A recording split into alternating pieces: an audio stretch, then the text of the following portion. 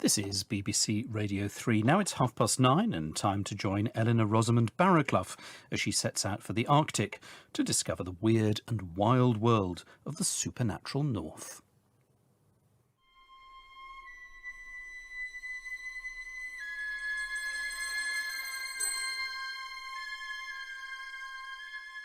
Nine days they had been riding, north and northwest, and then north again.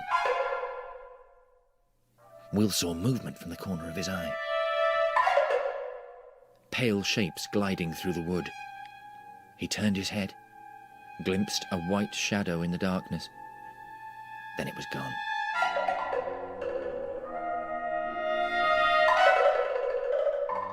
A far northern wasteland, pale shapes gliding through the wood, a white shadow in the darkness. Images from George R.R. Martin's 21st century phenomenon, Game of Thrones, where uncanny creatures lurk in the frozen north and winter is coming. But it's just the latest in a long line of strange and supernatural tales with northern connections, stretching back for hundreds, even thousands of years. But why do we associate the north with the supernatural? That's what I want to find out. I've just come back from my own northern adventure in Arctic Norway. I was on the trail of a 9th century Norseman called Ochtara, a trader and explorer who travelled along the northern coast of Norway and down to the White Sea in Russia. Ochtara sada his hraffarna, Alfreda Kjöninga. Ochtara said to his lord, King Alfred, that he lived furthest north of all Northmen. He said that on a certain occasion he wished to investigate how far the land extended in a northerly direction, or whether anyone lived north of the waste. Then he was as far north as the furthest the whale hunters go. We only know about Ochtara's voyage because later he sailed all the way to King Alfred's court in Anglo-Saxon England and enthralled them with his tales of the far north. Then he continued to travel north. He chiefly went there, in addition to the surveying of the land, for the walruses, because they have very fine bone in their teeth. They brought some of the teeth to the king. Luckily, his description survives because it was written down, perhaps by a court scribe, not in Ochtara's own language, but in Old English. Ochtara was interested in the physical landscapes, animals and inhabitants of the north, walruses, reindeer and whale hunters. But across the centuries, a weirder, wilder north has lurked in the imaginative shadows, a north populated by mountain trolls, witches and giants. And so I travelled to Arctic Norway in search of the supernatural north. Ladies and gentlemen, welcome to Paris of the North and Tromsø Airport, Londres. Well, here I am. I've just arrived at Tromsø Airport in Norway, over 200 miles north of the Arctic Circle. It's a tiny, pretty empty airport, and outside the window, all I can see is mountains with snow and the sea. We don't know exactly where Ochtara set sail from, but from what he tells us, it was likely to have been near here.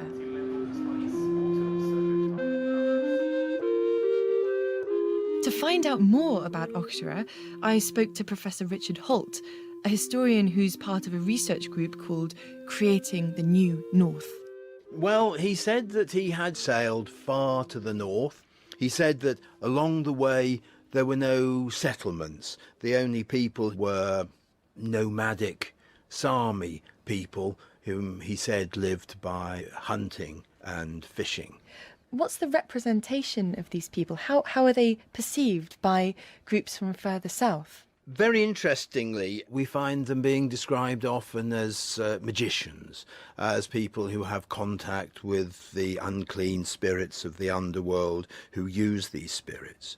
The interesting change in the north around Ottara's time is when the Norsemen were converted to Christianity, except the Sami, who clung to their pagan religion We do have some descriptions of their religious practices. Theirs was a shamanistic religion where the Nuaidi, the shaman, took contact with the spirits of the natural world. The Nuaidi would drum on his sacred drum until he went into a trance, when his soul could leave his body and go off in another shape and form.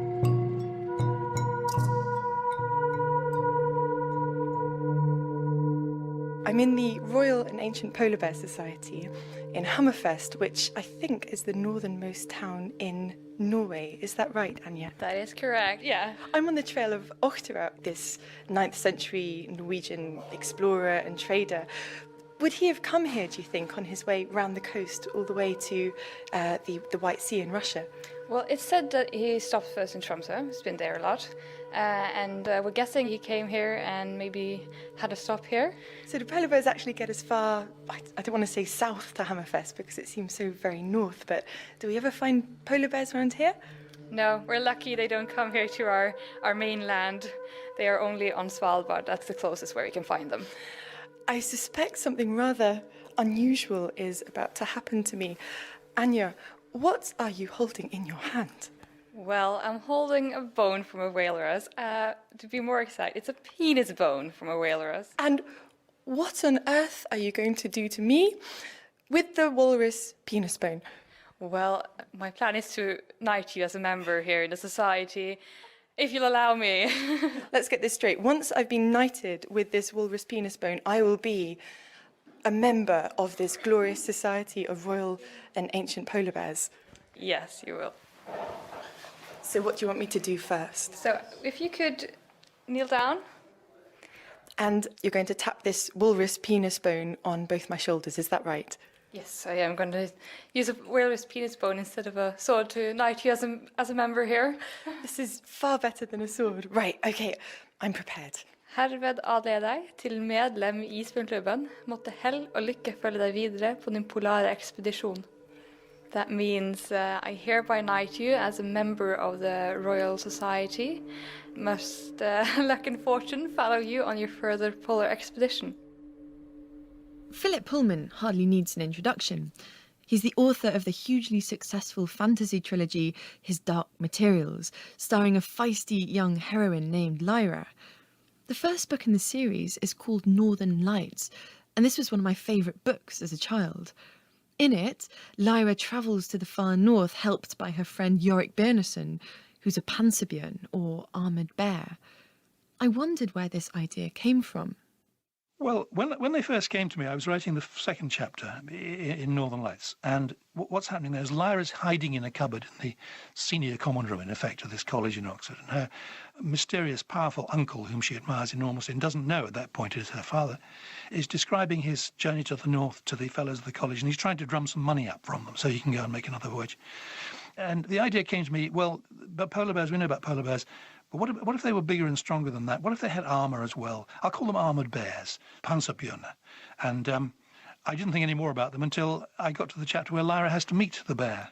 And when I found myself with Lyra and Father Coram standing in the darkness of that little back alley in Trollesund and hearing the growling, crunching, sucking, horrible noise that the bear's making with his haunch of venison or whatever it is, and then seeing him standing up and hooking a claw through the handle of the jar of spirits and drinking them, splashing everywhere. And the smell of the bear, the smell of his skin and his fur and the blood. Oh, it was just, I loved it. I was intoxicated by it. And I thought, well, this bear, whoever he is, he's got to have a big part in the story. And his big part in the story in some ways is his relationship with Lyra. That's very intense, isn't it? Well, yes, it is. He finds in Lyra a being like no other human being he's ever met, someone who's not really afraid of him, but instead admires him, adores him. She just falls in love with him, flat, crunch. So they do form a very good team. Armoured polar bears aren't the only strange creatures of the north.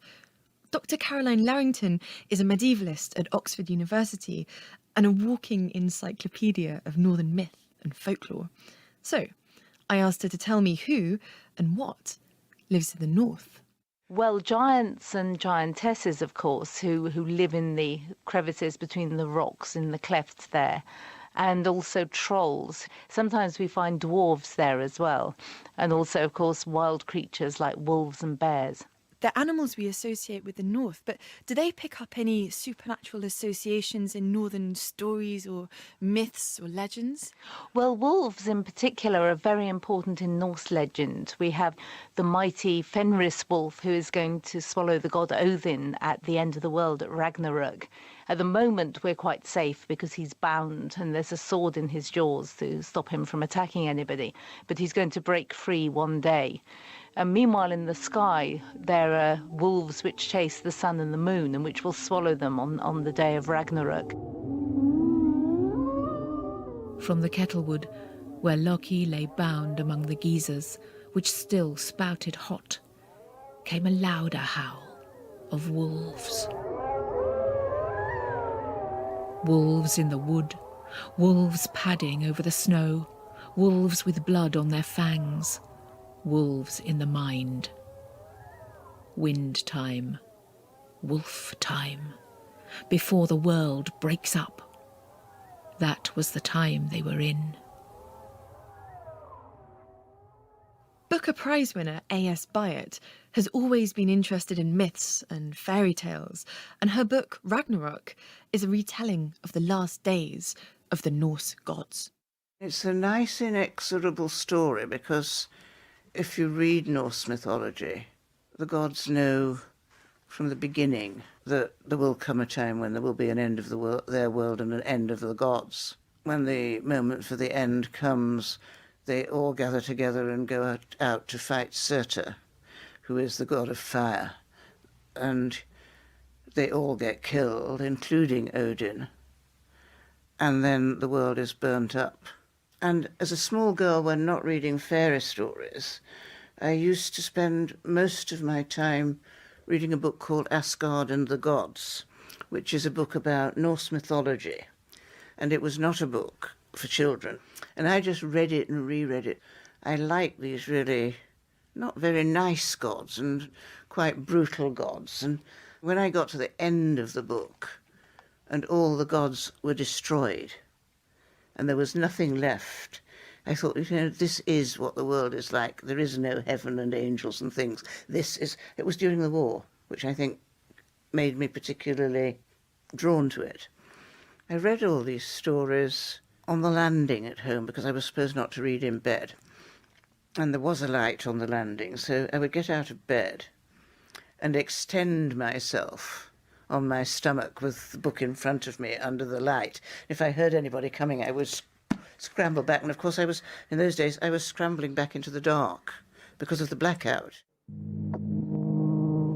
And the other thing was, when I got back into the bedroom, this little girl, there was a tree outside the window.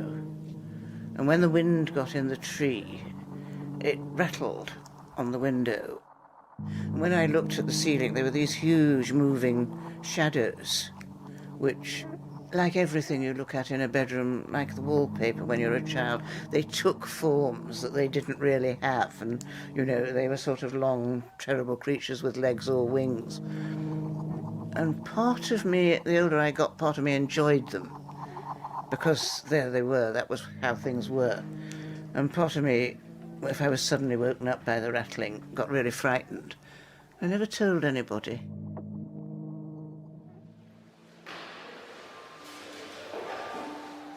I'm in Artico Ice Bar in Honningsville, and I'm going to see what I find in here. It's getting rather dark. Okay, and then the big door is being opened. I can't actually believe this is here, because it's really nice. this is beautiful. So there are blocks of ice, there's a sledge with reindeer skin, and there is an ice bar and even a TV that seems to be made of ice. This is absolutely amazing. Wow. You can touch, because only touching you can feel how is the ice. It's so smooth, but And you see, it's not wet, no, it's dry. not at all. It's totally dry. And Every block is different. what causes this amazing feathering, rippling effect? This is made by the sunshine. When the spring comes, the sun goes through the blocks. So has the sun melted? Yeah, the sun makes these things. If you don't want this, you can put a little bit of ice. But it's not. Wow. It's not. Okay, The walls of the palace were driven snow. The windows and doors were the knife-edged wind. There were more than 100 halls, shaped as the snow had drifted, and the largest of these extended for many a mile. All the halls were so immense and so empty, so brilliant and so glacial. Empty, vast and frigid were the Snow Queen's halls. After what I learnt at the ice bar, I was impressed by the construction skills the Snow Queen must have had. Professor Peter Davidson from the University of Aberdeen is the author of The Idea of North and has his own views about the Snow Queen. It's one of Anderson's strongest creations. The idea is that this terrible queen who is the embodiment of everything that is hostile in the northern environment, extreme cold, isolation, sparsity of resource, that this figure who embodies all of these things takes to herself, kidnaps a mortal child, puts ice into his heart and leaves him in a kind of terrible northern limbo, playing with letters of ice on a frozen lake, in a place which is the antithesis of human society.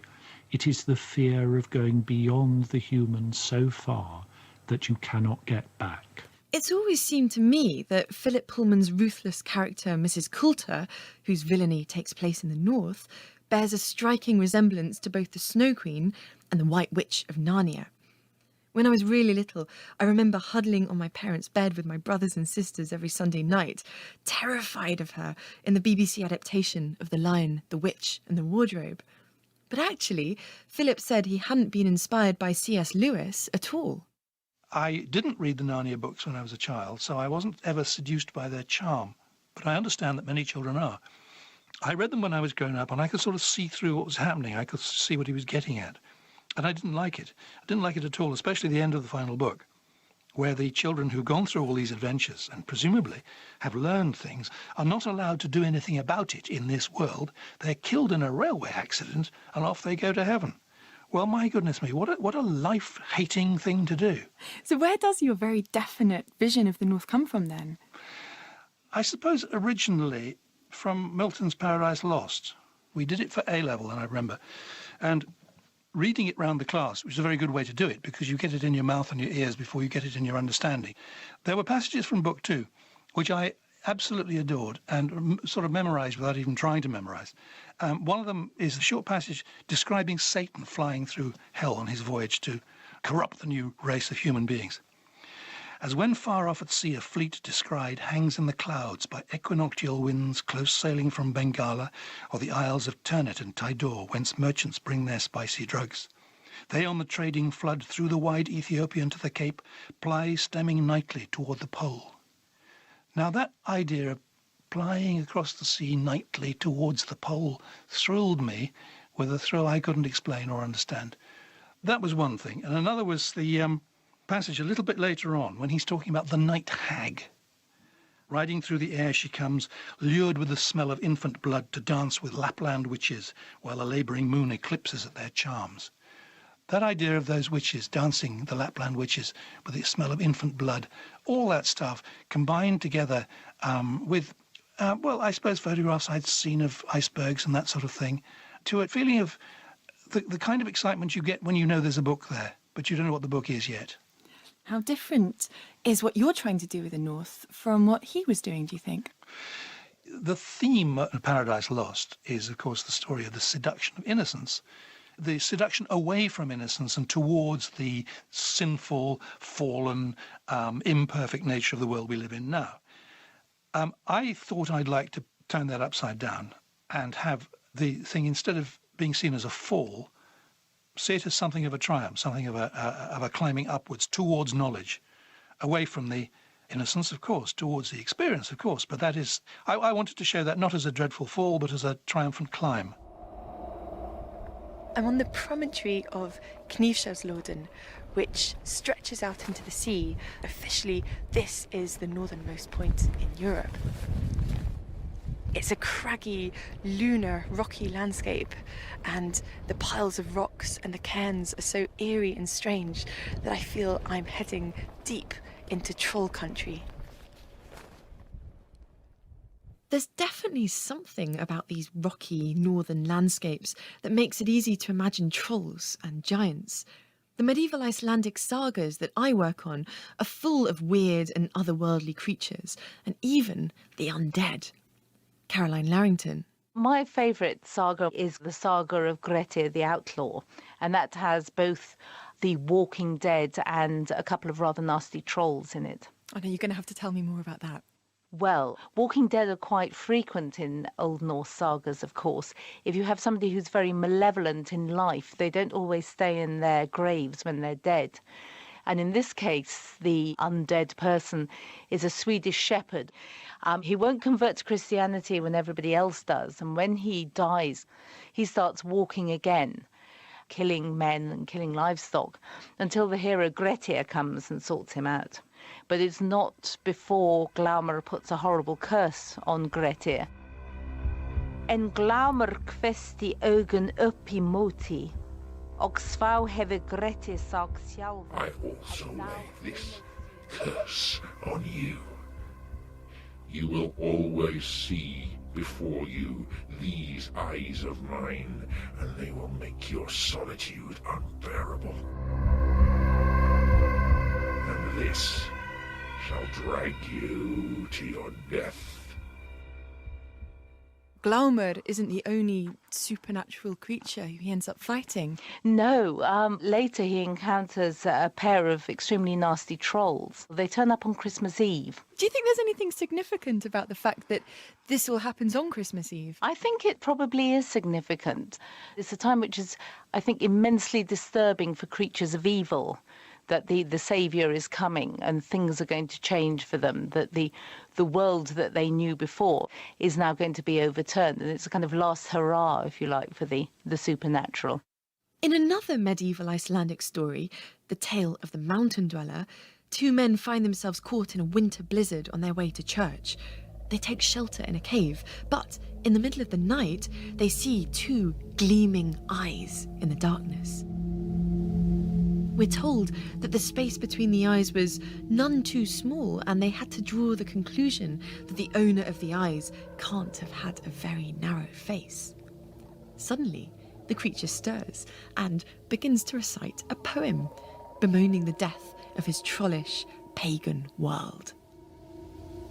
Dim cliffs break. The flame tongues blaze at faster paces. From the ground begins a strange new clay to flow.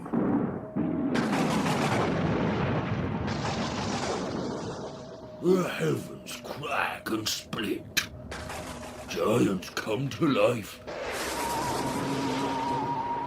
Twilight comes from torrents, till the world's extinguished. Till the world's extinguished.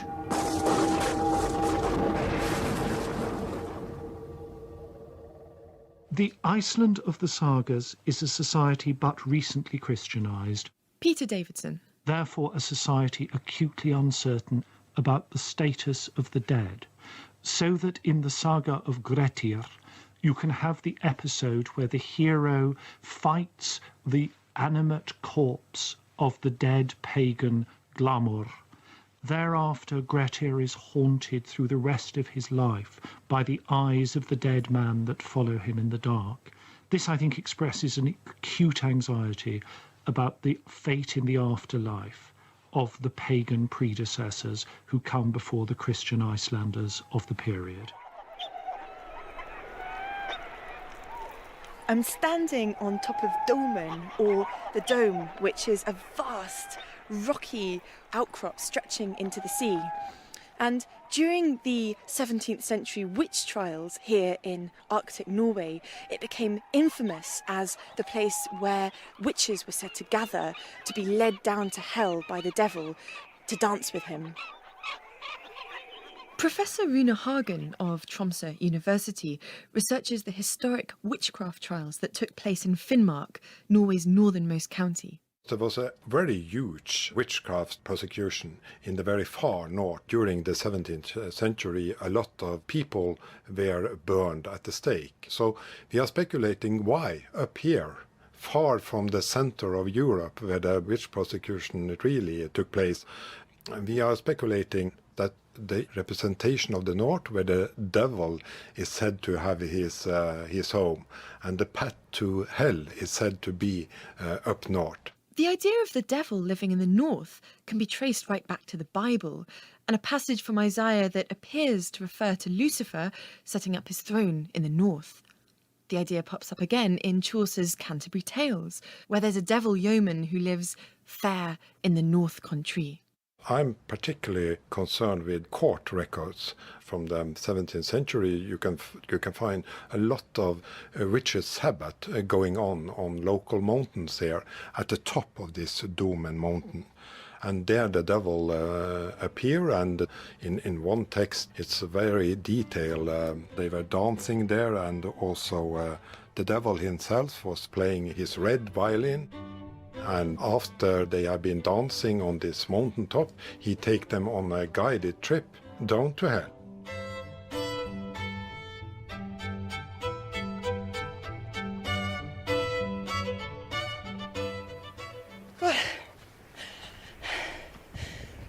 Wow, the witches must have been super fit to get up here. It's one hell of a climb.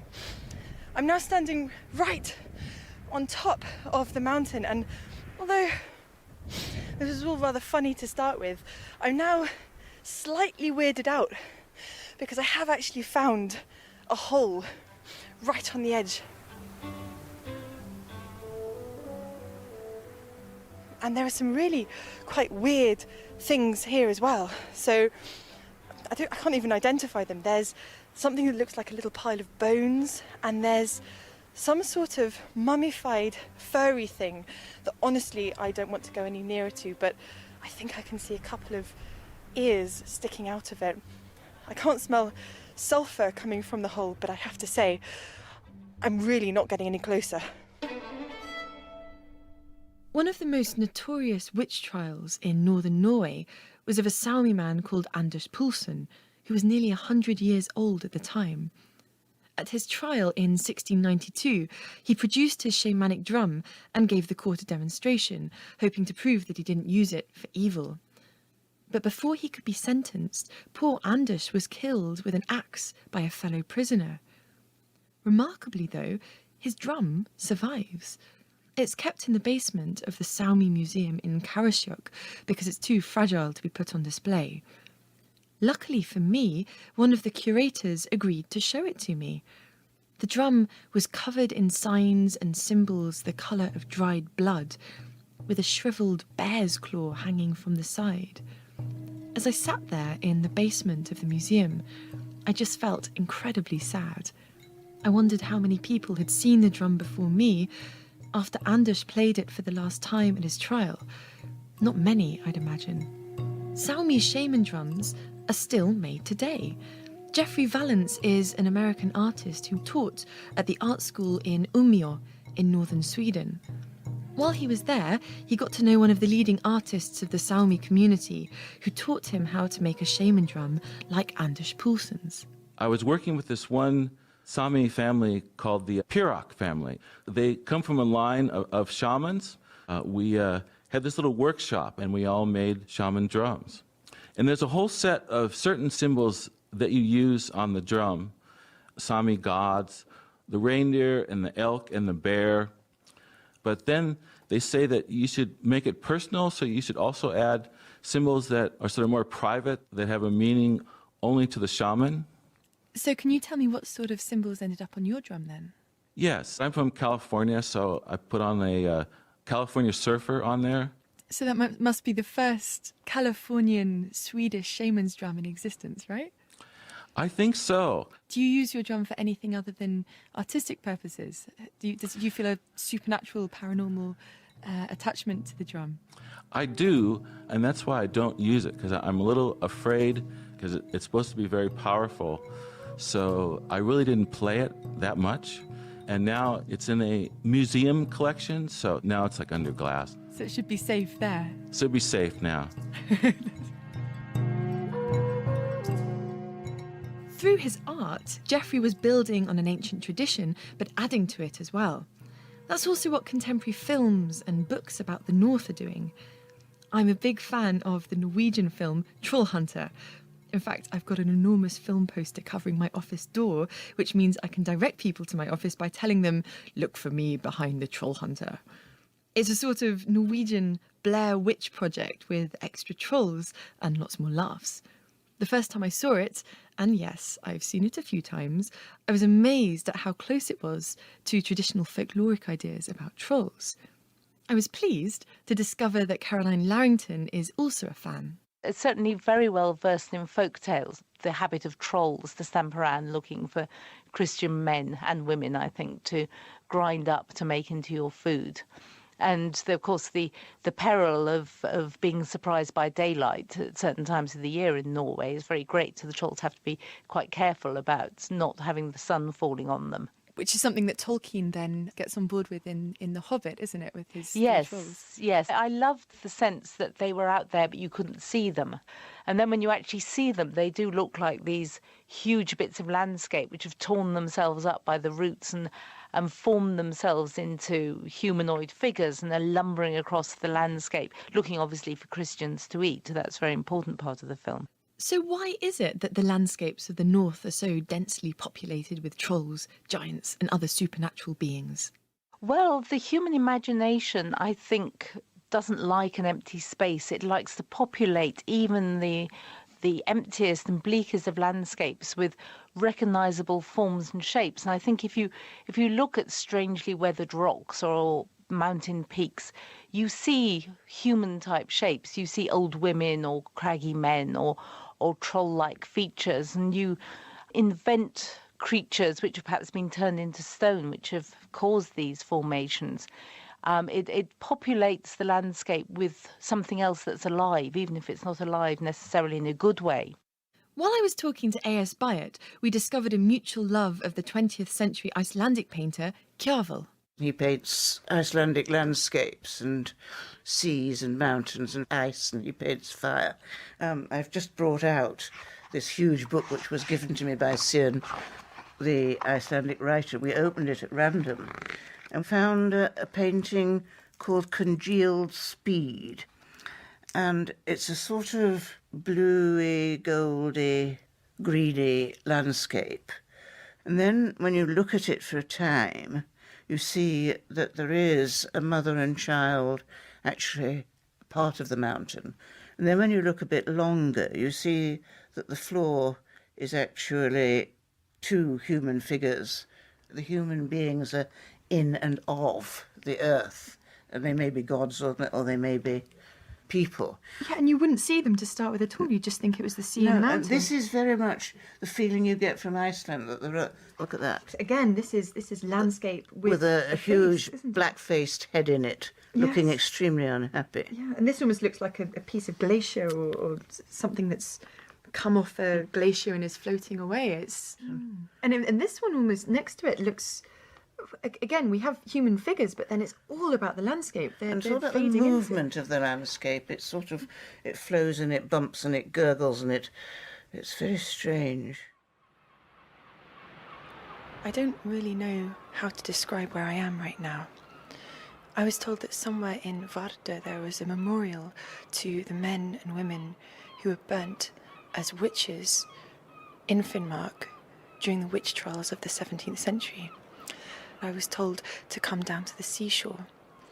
And here I found a wooden frame, maybe 150 feet long, and suspended from the frame is almost like an enormous white skin cocoon.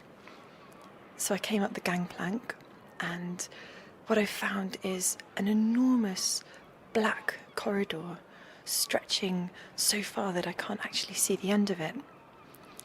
And then there are these tiny square windows, and in front of each one of them there's a light bulb, and each light bulb is lit. Next to each window there's a black banner, and on each banner there's a name, there's information about what this person was accused of and what happened to them. And at the bottom of almost every banner in this incredible corridor, there are 5 words: Dømt til eld og bål, which means sentenced to be burnt at the stake. There's one word that keeps jumping out at me over and over again, which is trolldom, magic. I'm now standing in front of the banner to Ingebjørg Jørgensdatter, and she's accused of coming together with witches on julenat, so on Christmas Eve. Ingebjørg has been accused of learning spells, it says here, gand, from a Sami woman who was called Birgitta. It says that she tested her powers on one of her cows, which burst apart, and that she took part in casting spells on newly drowned people from Kiberg. The reason was that children's woolen footwear had been stolen from Kiberg. It also says that she was responsible for the mast of a boat being lost, and because of that, someone nearly sank. And then it says she was condemned to be burnt at the stake. What you can hear is fire. I'm now in the second part of the memorial, and there's a metal chair surrounded by a wooden pyre. And on the metal chair there are flames shooting up, which never go out. Then above me there are oval mirrors tipping down from the ceiling. They're huge, and in each of the mirrors I can see reflected me and the flames. I was surprised at how unsettled I felt at the witch memorial. At the very end of the long, dark corridor, I found a banner commemorating Anders Poulsen himself, the old shaman whose drum I'd seen at the Sami Museum. As I walked down the passageway, reading about the men and women who'd been burnt as witches, I began to realise how many of them had been accused of practising magic around Christmas Eve. Back to Geoffrey Vallance again, maker of what's probably the only Californian Sami shaman's drum in the world. When I moved to Sweden, I kept on seeing this image on signs like heraldic crests along the road with this creature, kind of a giant, this wild man-looking creature. He was bright red, had red skin, and he was wearing green leaves around his waist. And he's hairy, and he's holding a big club. And I was wondering what that creature was. So I started asking people, especially the Lap people or Sami, and I was asking them if there was anything in their myths about a wild man. And they said, yes, there's this creature called Astalo. He's huge, he's a giant, he's hairy, and especially the children are really frightened of him. So why are they so frightened of him? Well, if the children are not being nice and they're not going to church, Astalo will look for them, and if he finds them, he has a big club and he beats their brains in and drinks their blood. So he's even worse than Zwarte Piet in the Netherlands, yeah? Oh, much worse, yes. Are there then any particular rituals associated with Stalo? Yes. He comes riding a sleigh, but it's not reindeer that pull the sleigh, it's lemmings. And when he comes into town, he's always thirsty from his ride. So what they do is they put this post in the ground, and he's supposed to come and tie his lemmings up to the stick. And when he comes, he's very thirsty. So they put it next to a well or a water source. And if they don't put that stick out for him, then he's thirsty for blood. Then he'll try and find children to drink their blood. Ooh, I'm glad Stalo didn't come down my chimney when I was a kid. But it's true. There's something about the extreme cold and dark of northern winters that summon up our most primitive fears. When we're snuggled up at home, listening to the radio with heat and light available at the flick of a switch, it's easy to feel these fears belong to an earlier time. But scratch the surface, and they're still there. Might this explain the extraordinary success of Game of Thrones and other fantasy novels? The wonderful thing about fantasy fiction is by introducing elements of the supernatural, it allows authors and readers too to address really big, really important questions, questions about life and death and love and fear and hope and tragedy and sometimes comedy as well. But these kinds of stories are very stark and very simple, I think. They're not complicated stories about everyday life and the domestic problems of people living in North London. They're more archetypal, more stripped back than that, and I think that's why they speak to everybody. The North actually, I mean, it's a source of all sorts of beliefs and extraordinary ideas. Philip Pullman. Occult things and esoteric religions have all sorts of theories about the North because it's somewhere we can't get to and it's strange and it's difficult and it's impossible to live in, probably. We have to speculate about it because we can't know anything about it. It's too difficult, too dangerous. When I started planning my trip to the north, I thought I was just going to be following one person, Ochterra. But by the time my adventure was over, it felt as though I'd followed many more inhabitants of the north, both human and non-human, fictional and non-fictional. The Saumi shaman Anders Poulsen cropped up so often that it almost felt as if he was following me. And it wasn't just the inhabitants of the north that gripped me. On my very first night in Tromsø, I was lucky enough to see the northern lights themselves rippling across the sky in thick green ribbons.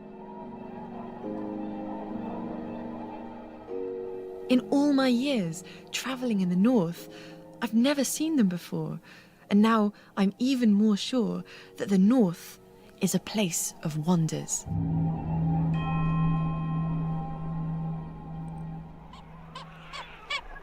I'm on an uninhabited island because I'll be staying here in the lighthouse tonight. This is the easternmost point in the whole of Norway. It's an island called Hornøy. And beyond that, across the Barents Sea, the mountains I can just about see on the horizon are part of Russia.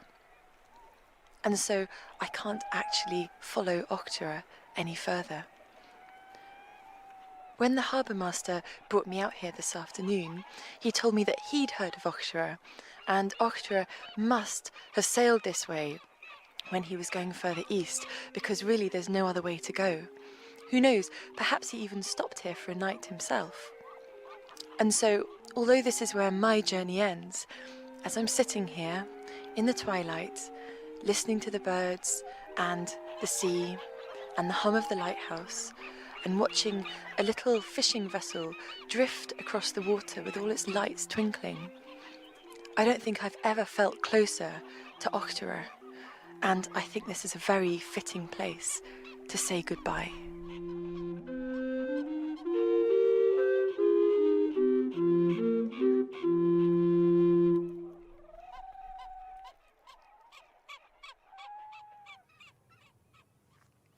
The Supernatural North was presented by Eleanor Rosamund Barraclough.